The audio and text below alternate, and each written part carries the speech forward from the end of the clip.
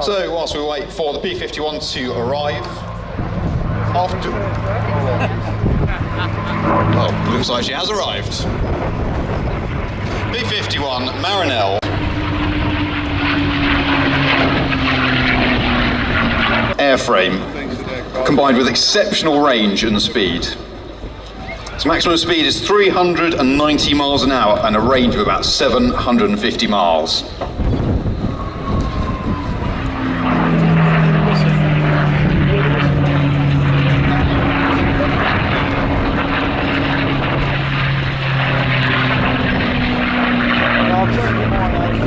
As she passes by, you might hear that little whistle noise, and some of you might know what that is. A whistle made from the little gun ports in the leading edge of the wing. Makes that famous whistle.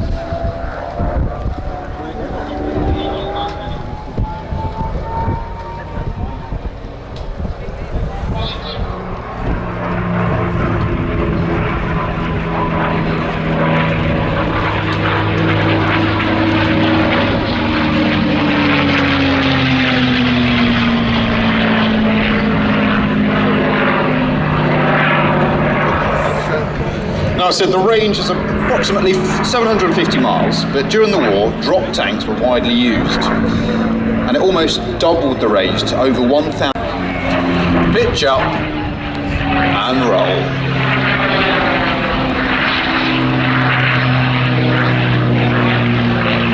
Now today, Marinelle is not only flown, but owned by Isabel Rutland. She's an amazing pilot. She flies Spitfires as well, down in Biggin Hill. I've had the pleasure of flying alongside her in the Spitfires in an aircraft called Saratogas, which is a beautiful 6-seat, single-engine aircraft. We get to fly all down the coast in Kent from a genuine World War II airbase.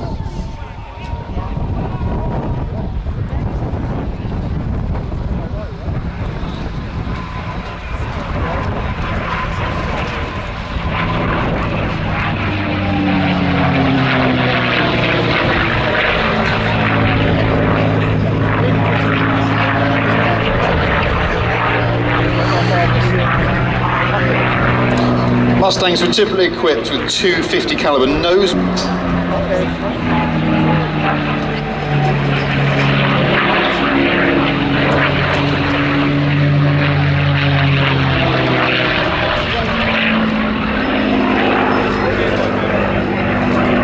The Americans first used non-turbocharged engines in the war, called Allisons. This limited its maximum altitude, whilst those aircraft delivered to the RAF were actually trialled with Merlin engines, as seen in the Hurricane and the famous Spitfire, combining an amazing engine and an amazing airframe.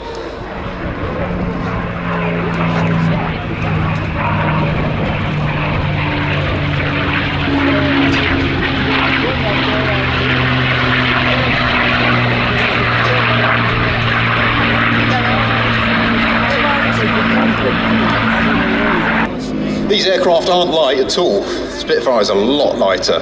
This weighs about 4 tons.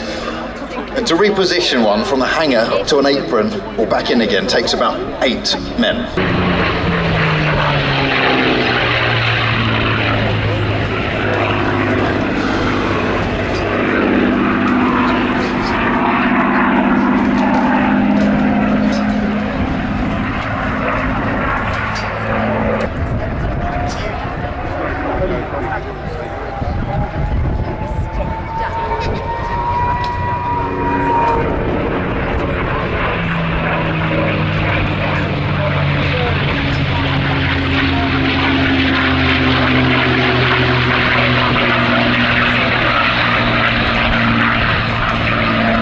In Falmere, which is not too far away from here, near Cambridge. She gained 4 confirmed victories, only to be shot down in France, fortunately killing the pilot.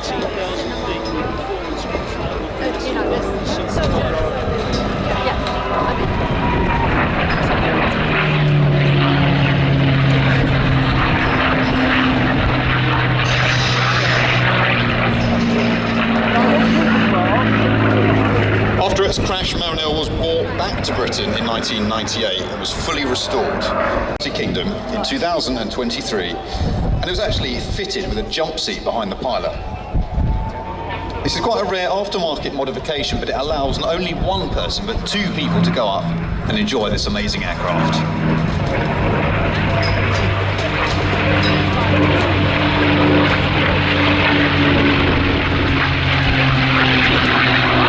A primary trainer for American aviators during World War II. Standard aircraft have 225 horsepower in their engines. However, today, this is a 300 horsepower variant. The Stearman is extremely rugged, it's very forgiving, but it also handles like a dream. No wonder they're used in a lot of different things in aviation. Wing walking, pleasure flights, I think they've even done some crop dusting.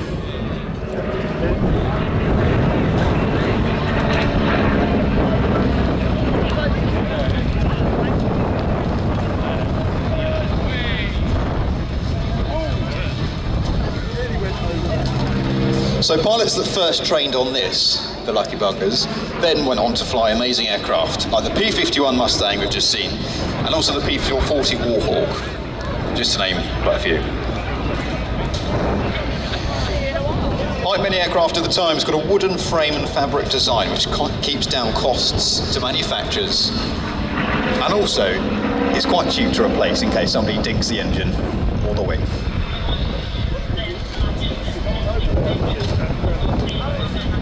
The aircraft we see today is Golf Lima X-Ray Victor. It was produced in 1943 and was sent to the United States Army Air Force with a long registration number, too many numbers to say.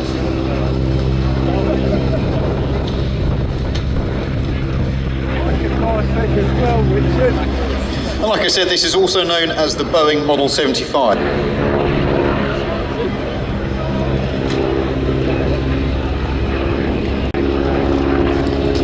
What was the film then with Cary Grant going across the fields and being attacked? I've never seen it before.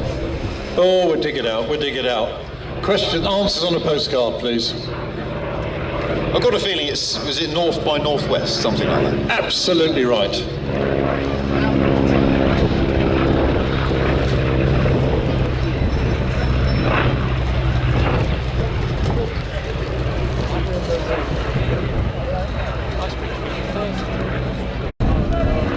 This aircraft was used for crop dusting in the United States, and unfortunately it went a little bit too low to the ground in 1967 and had quite a big collision with the ground. Until 2011 it remained in somebody's barn until it was sold to somebody in the UK, and then it was restored.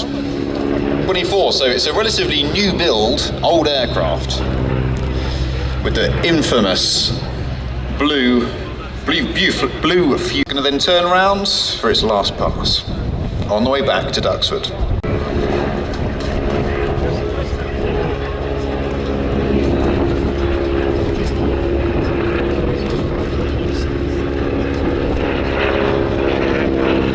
So it sounds like the B-17 Sally B has got permission to display.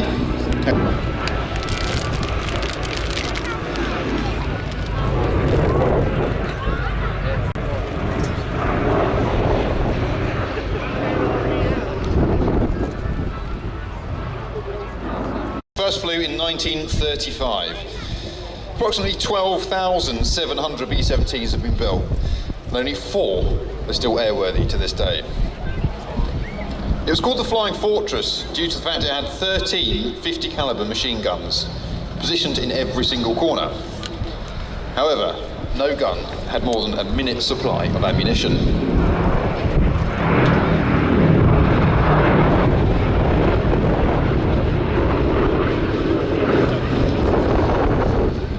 For Mr. Alex Byrne, please. Mr. Alex Byrne, please come to the commentary.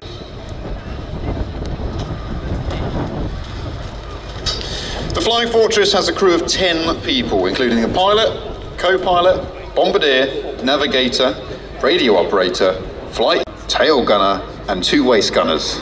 Oh, that was a mouthful.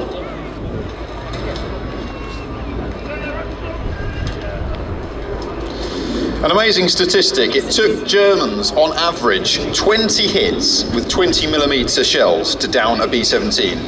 And with 5 times before they could go home.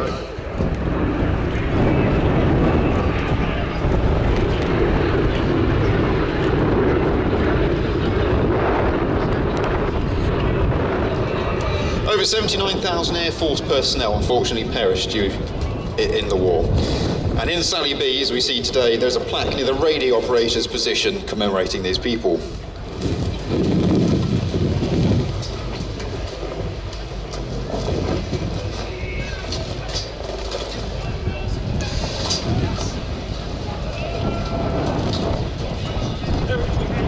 Not only was it extremely dangerous due to the Germans fighting the aircraft, they also had a distinct lack of oxygen and also frostbite because they operated at quite high altitudes.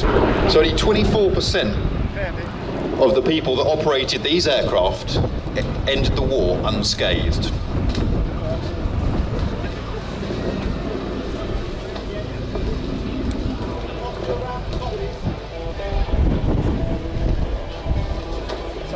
Sally B, as we see today, is Europe's last airworthy B-17, and she's based at the Imperial War Museum in Duxford, only a short flight away from here. She was delivered too late in 1945 to see active war service, but since then has actually become extremely famous, not only just amongst pilots and amongst the aviation industry, but also across the world through television.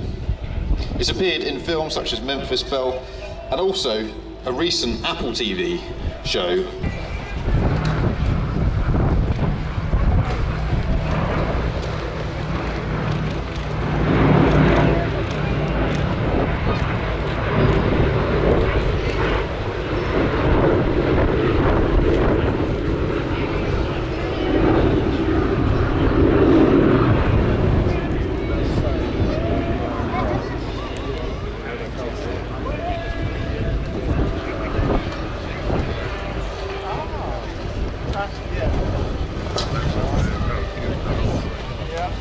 So the B-17s are equipped with 4 engines, all radials, producing 1,200 horsepower each. It's incredible. Okay. Good to see you, yeah? A bit windy? My dyno wouldn't cope with that. Causing a few problems.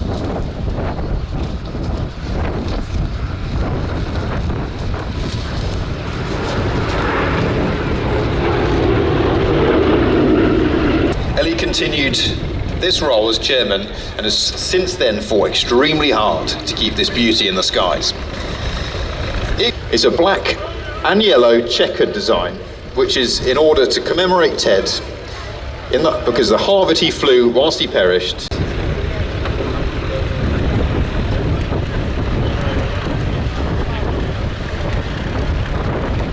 Now, just to put it in perspective, the wingspan is a staggering 103 feet, which is 25 feet longer than a tennis court. And its length is 74 feet. Aircraft having so many weapons on each corner, it was extremely hard for the Germans to attack it. The easiest way for them was to do it straight ahead, high. Hence the term 12 o'clock high.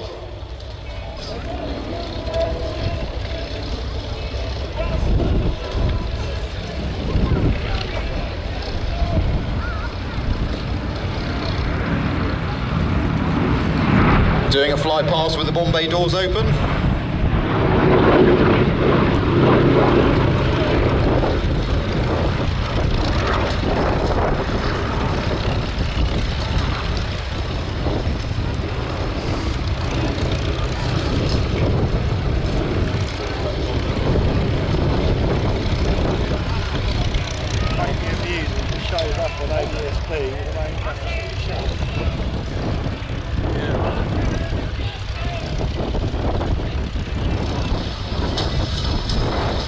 So as you went past, you could see the bomb bay doors open. It's a very, very small bomb blade compared to something of the Lancaster. So, Ollie, I'm going to put you on the spot. Why would it have such a small bomb load on such a big aircraft? Oh, blimey. Well, it's a ginormous aircraft, so normally you'd think that the bomb bay, or the bomb loading, would be extremely high. Oh, I'm not sure now. Is it something to do with the fuel? No, so long range bombing missions wasn't. And if you walk around, if you have the privilege of walking around inside Sally B, you walk across the top of the bomb bay. There's a very narrow plank, a bit like Pirates of the Caribbean, and you can look down at the whole bomb bay there. Can you imagine doing that during the day or at night in turbulence, being shot at? That smoke's on purpose.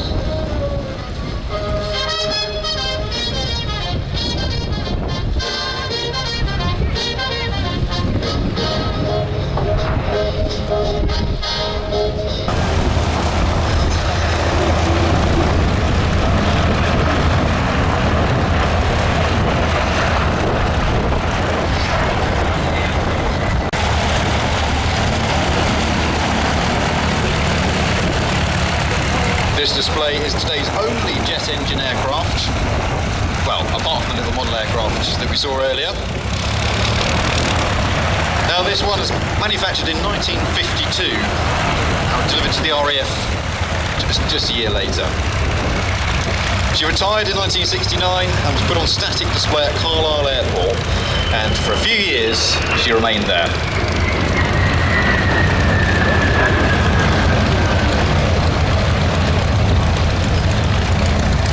She was then rescued from display and put onto the civil register and becoming the United Kingdom's first jet-engined aircraft to go from the RAF register to the UK civil aviation one. It's got a crew of 2, maximum weight of just under 5 tonnes, and it's powered by the Havilland Goblin 3 jet engine.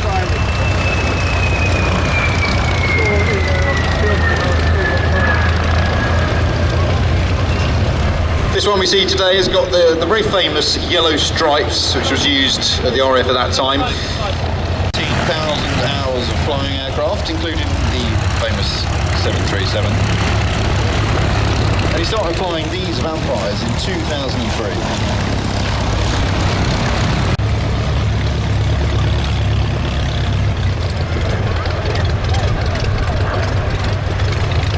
Look at that side profile.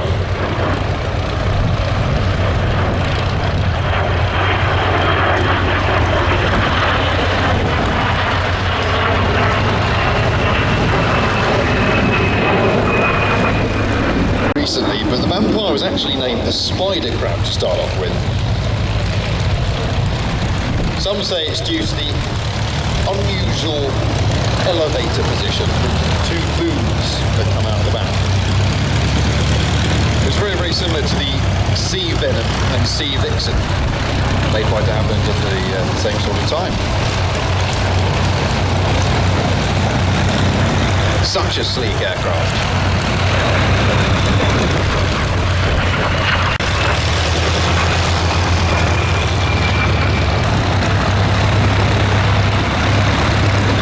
Some of you might have heard of a chap called Eric Vampire. It's pretty impressive at the time because they're all flying piston engine aircraft, and then this one came along and then landed on that.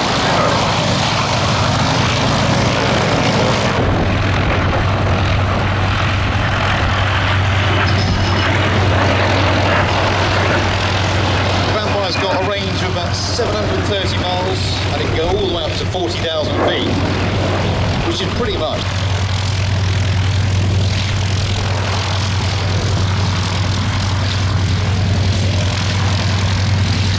Whiskey Zulu 507 is a privately funded little group of pilots and enthusiasts, and it's displayed all around the UK. Now you can be a member of this group not only as a pilot, but you can go up and bum rides in the right-hand seat, and you've got different members, different levels of membership.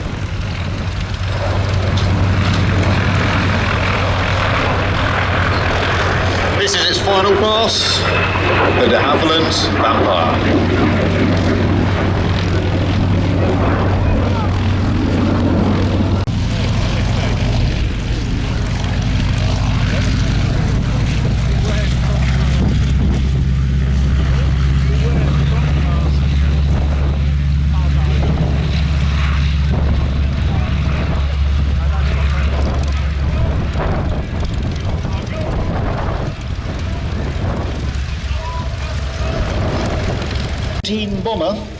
first flew in service with the Royal Air Force. But all of these pilots flying Spitfires and other fighters and bombers and seaplanes, they all would have had to have learnt to fly initially. And this, the de Havilland DH-82 Tiger Moth, is largely the aircraft on which they would have learnt to fly.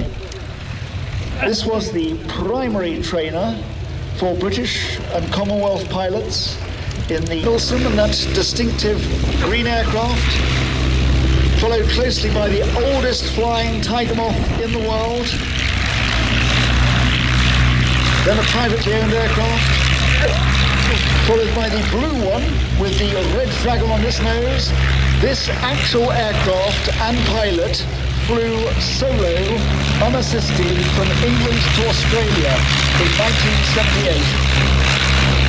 Next, the rhubarb and custard-coloured aircraft, that is actually a DH-60 Moth Major, the aircraft from which the Tiger Moth was developed. The Tiger Moth and the DH-60 Moth being a civilian aircraft. Last up, the yellow aircraft with the silver nose. That is a bit of a film star and has been in 5 films, including most recently The King's Speech, where you saw it. Used to be an RAF fast jet pilot on Phantoms, and later a captain on British Airways Airbus A320.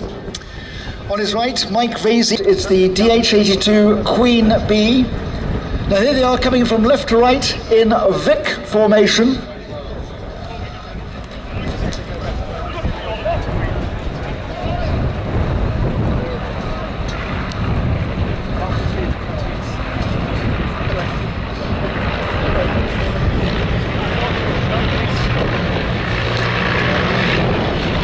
Now the Vic formation with the leader of him was an attack formation formed in the 1930s and used by many air forces as their means of attacking an undefended bomber, and indeed was attempted in the initial weeks of the Battle of Britain. Unfortunately, it's not a good formation if you've got, and if you're flying on your holidays, listen out for that name. On his right is Nigel Lemon, flying the DH-60 Moth Major from 1934, and this is the aircraft from which the Tiger Moth was derived. Hello. It has straight wings as opposed to the swept wings of the Tiger Moth. And the reason the Tiger Moth has swept wings is so that the upper wing is moved forward so that the instructor who sits in the front seat could parachute to safety if he wanted. And in moving the centre of pressure forward, they had to sweep the wings to get everything back into alignment. So coming back from right to left very slowly into this headwind in chipped diamond formation makes a wonderful photograph. They make this look easy. This is incredibly difficult in these conditions. It's the Tiger Line. And the last 2 men I shall mention as they come so slowly is Tom Milsom, son of the leader, and he is a captain with JEP2 on the Boeing 737. And finally, last but very much not least, Robin Russell, the man who gave you that solo aerobatics display earlier on in the show. Coming from right to left in chipped diamond.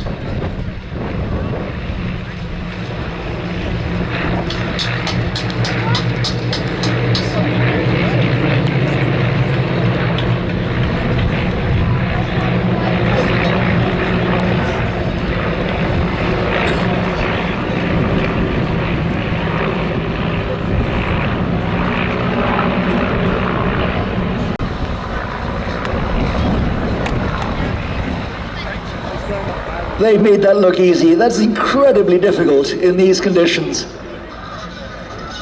It takes massive skill. This is the wind. Now the team actually won the most coveted British Air Display Association's trophy in 2019. A trophy previously won by the...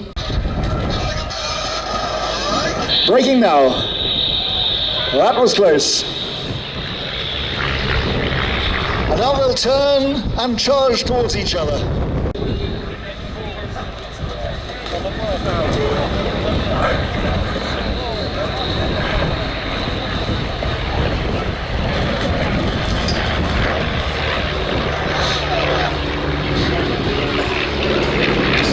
Now cast your eye up to the main pack, straight ahead. Here they come, building up speed to about 120 miles an hour, and braking now.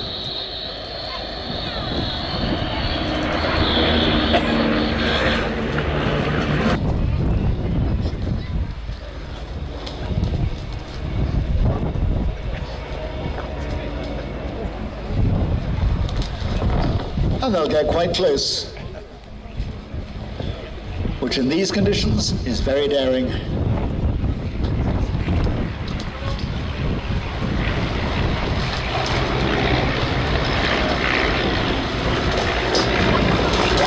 Wow, they're nailing it.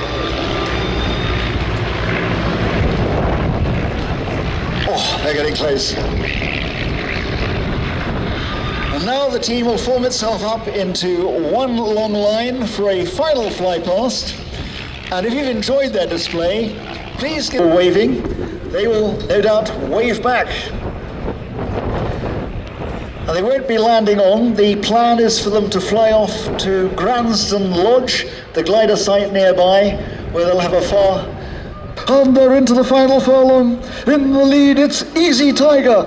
Easy Tiger, 2-1 favourite, ridden by Nigel Lemon. Followed closely by De Havilland Boy, ridden by Jonathan Turnbull. Next sits I'm the Leader, ridden by Jeff Milsom. Then it's, you can see we have Bee in the Bonnet, that 9-2, ridden by Peter Finch. Wires at 6-1, ridden by Mike Vasey. Catcher at 12-1, ridden by 20-1 outsider. It's Golden Oldie, ridden. And that, ladies and gentlemen, concludes the display by the Tiger Line.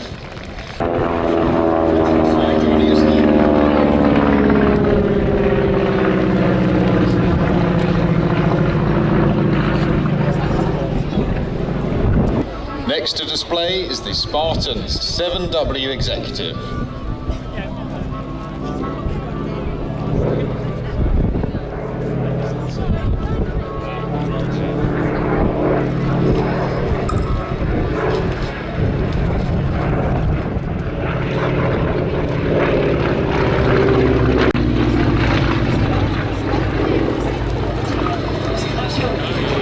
Now this is an aircraft I really would love to own.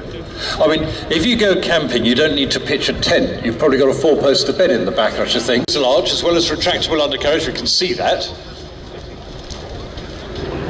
Really for the executive marking, and it must be absolutely beautiful. I've not looked inside it, but looking on the outside, it looks immaculate. And what a lovely, lovely aircraft. And it cracks along at a good speed, you can see. Pratt & Whitney engine stuffed up the front, 450 horsepower, crack along at over 200 miles an hour. And it sounds good. If an airplane looks good, sounds good, it's going to fly well.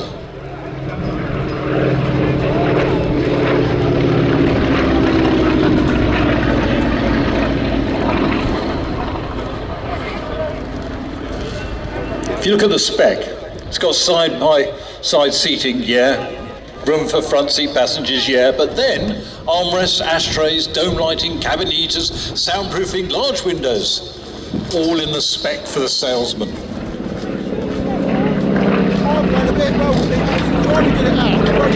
The militaries use them around the world. The Chinese Air Force, photo reconnaissance, Spanish Air Force, the Royal Air Force also, but there weren't many produced. Only, I think, something like early 30s, 34 were built. So it's a rare beast.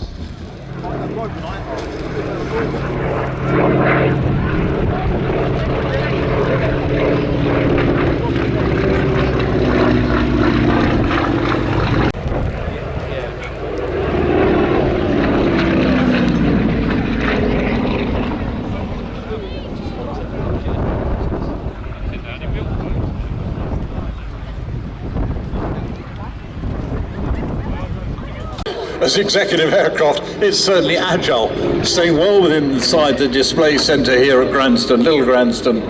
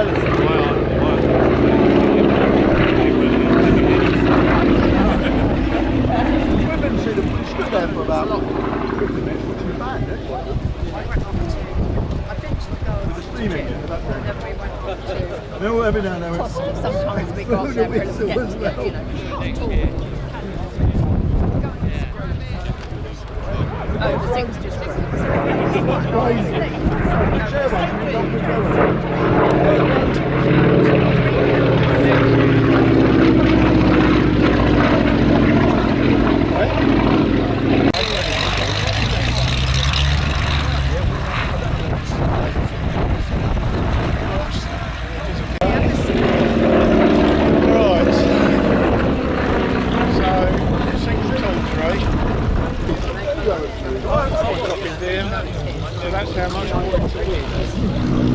Gransden, see another one. You see a pair on it. So it's back. One's on the approach there. Actually, in the gap. Yeah, one's on the tree, one's to the right of that. Probably got a pair of landing lights up. That's the Joe Bell. That's the tug.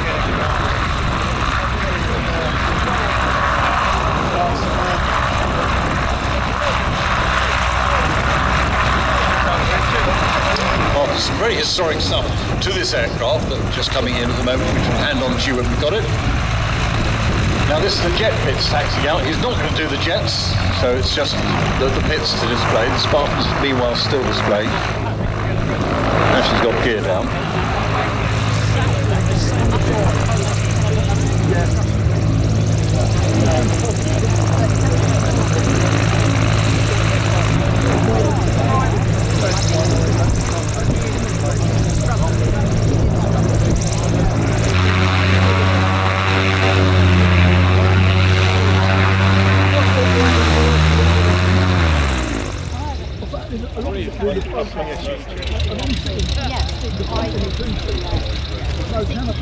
Reading the bubble, and I get in and I see the whole lot. Not the first one, but the house and real salad and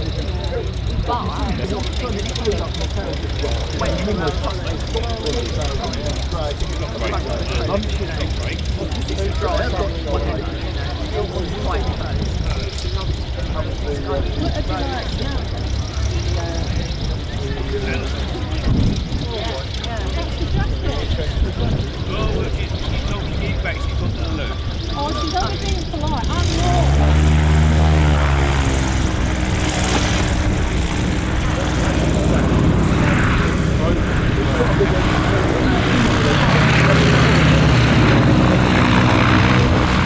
So as this beautiful Spartan comes into land, it was certainly used in a lot of racing in its times.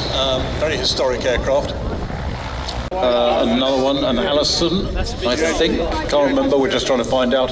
They're hidden around the corner, all the way around to the right. You can have a close look at, certainly the Merlin, they're going to fire up. And the other one.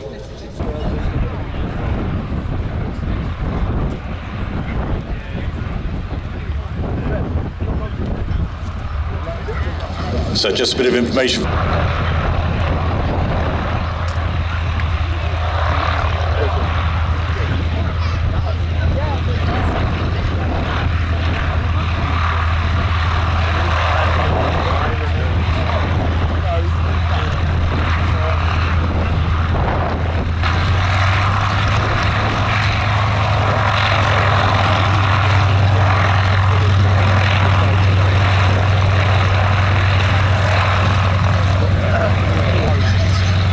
So the pit's clear to display.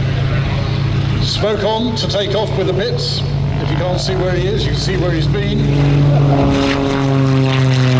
Now that is the way to enter the display. And look at the winds you can see, but here we get perfect. Richard Goodwin hovering like a helicopter, just on raw bar. Just hang on, how about that for a takeoff and departure?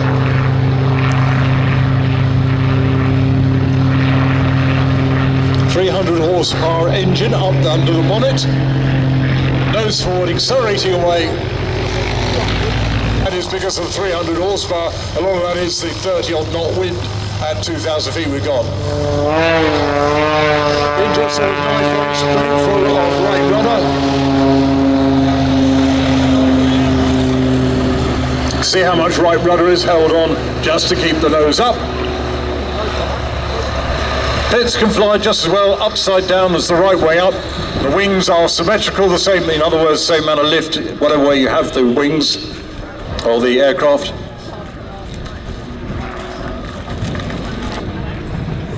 Now into positive G. As I say, just as good, upside down, hesitation roll.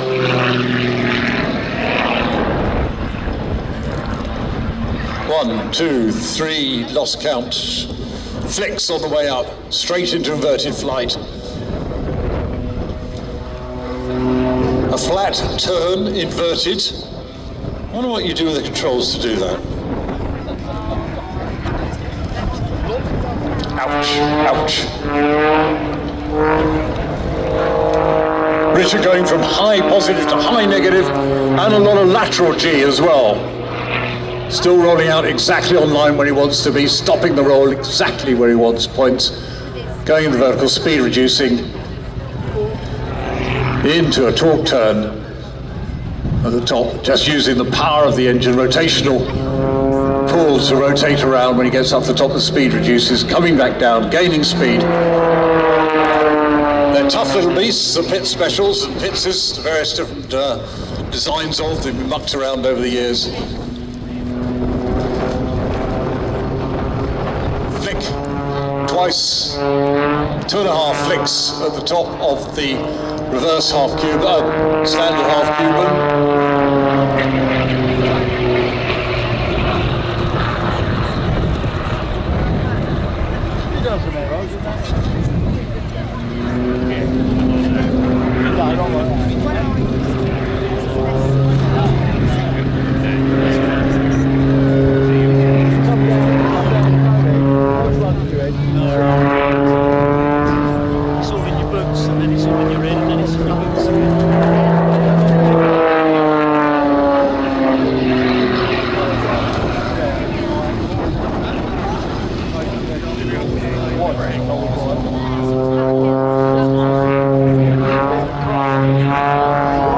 This sort of display, it takes hours and hours, well years and years of working up in competition aerobatics and display aerobatics.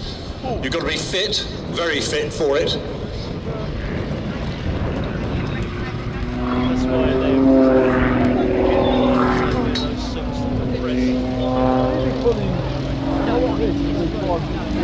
It's not particularly strong, the pit's only stressed to plus 6G, minus 5. And all the other ones are a lot more stress than that. But it's agile, it's small, hence the rate.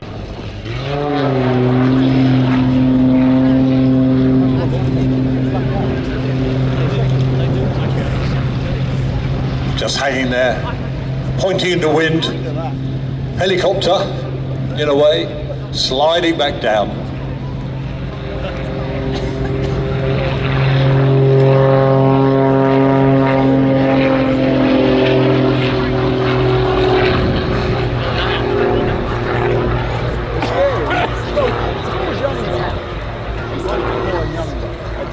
In terms of the wingspan, very, very large proportion are ailerons, hence that massive rate of roll, that rapid rate of roll.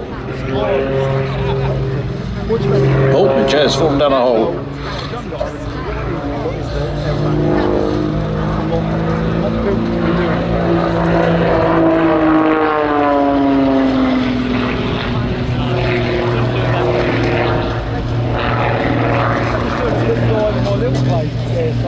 So it's one thing to do hard rates and roll one way, then the other, then do it again the other way round, and come out exactly on line.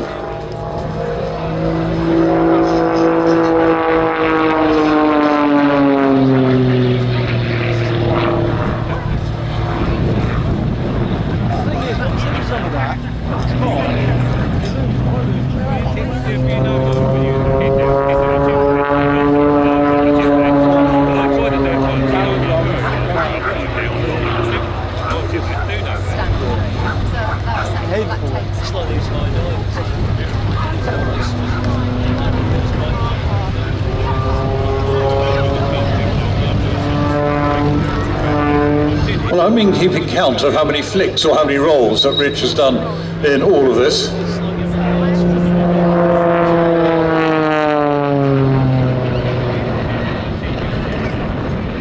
Long inverted pass, pushing, negative G.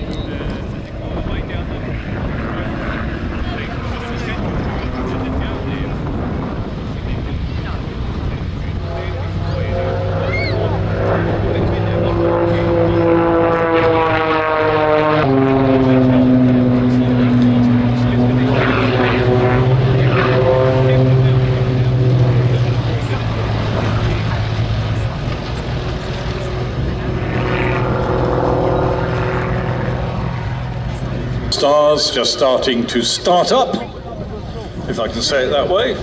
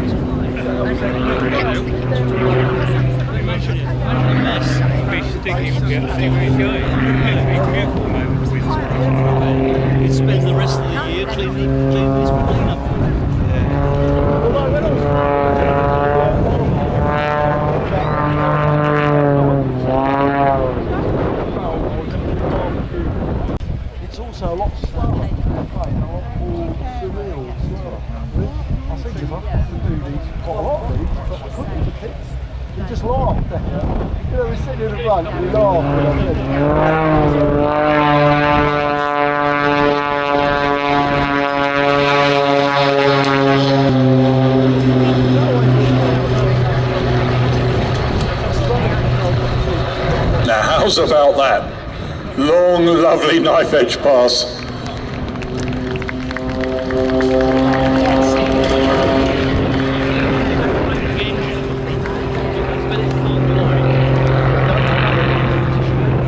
Go straight in like a brick.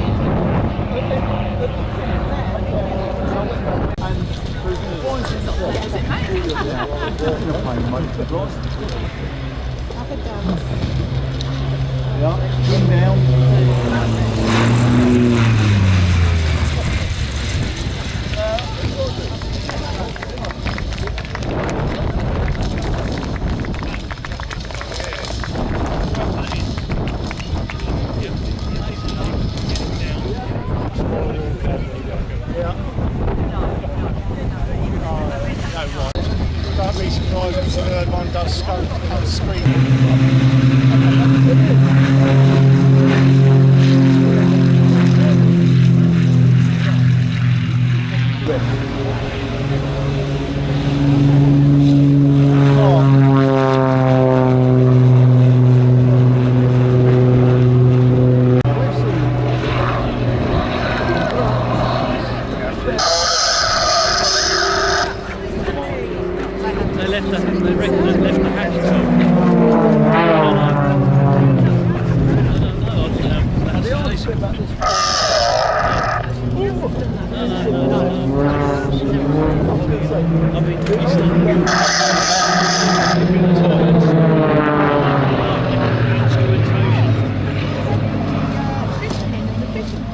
came in. One of the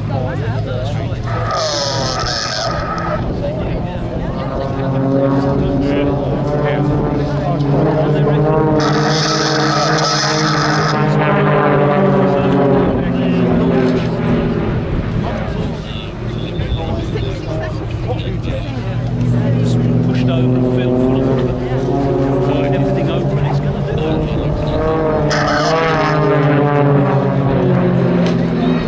I think the captain will go to prison.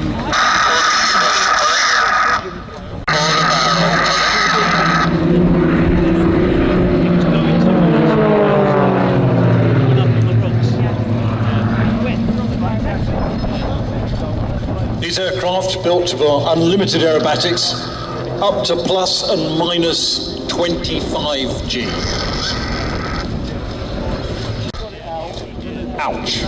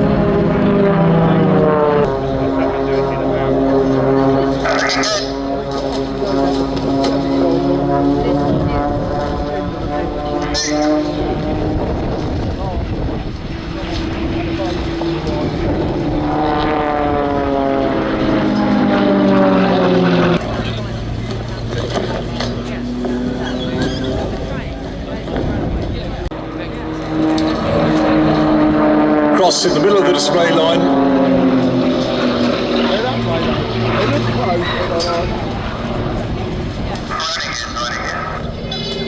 Oh, and straight. 1, 2, 3, 4, 5. Run out of flicks. How many?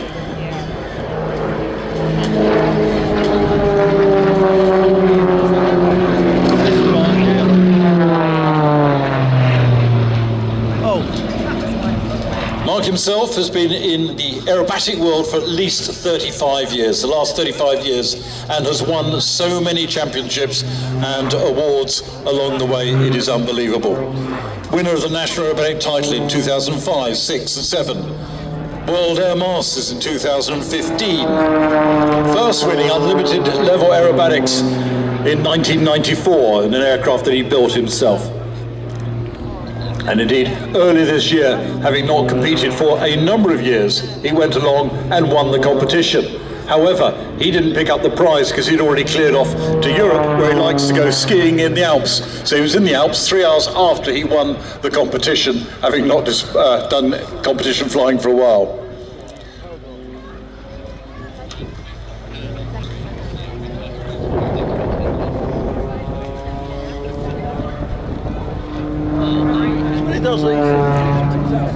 The engine under the snout is a 6-cylinder, 320 horsepower engine. As I say, rate of roll, as you're going to see in the display that mark, 420 degrees per second. The team has been displaying all over the world, in all sorts of continents. Africa, Far East, Middle East. They got a well-polished operation of getting the wings, tidy up the engines, get them in crates and send them out anywhere around the world where they're required to display.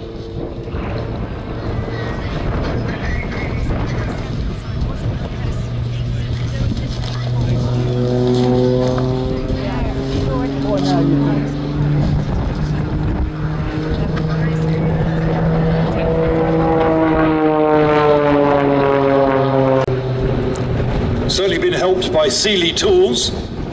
Sealy Tools, leading tool supplier, massive catalogue of every conceivable tool you ever require, of which quite a lot are in the hangar here, which have not been nicked, of course.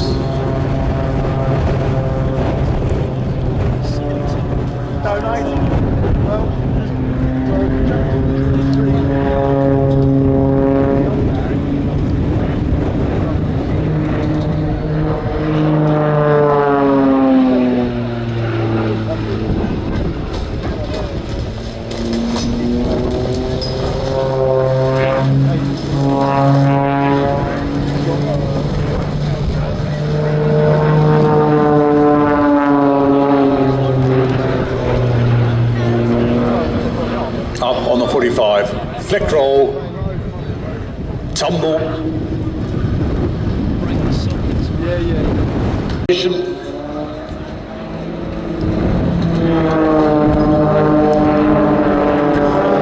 That is very neat, very pretty indeed.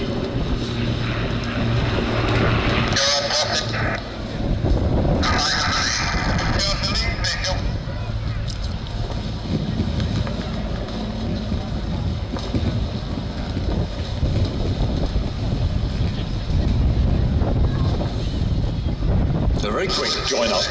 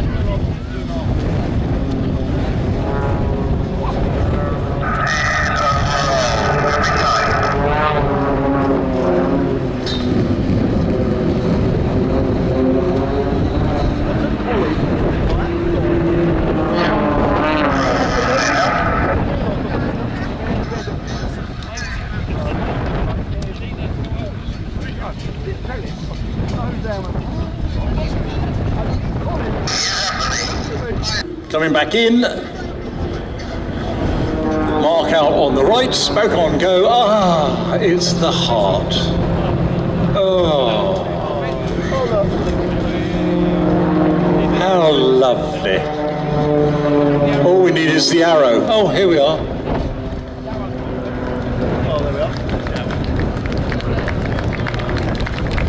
Lovely. And you look very cold. The applause for you, Ollie. My name is Stratton Ritchie, I will.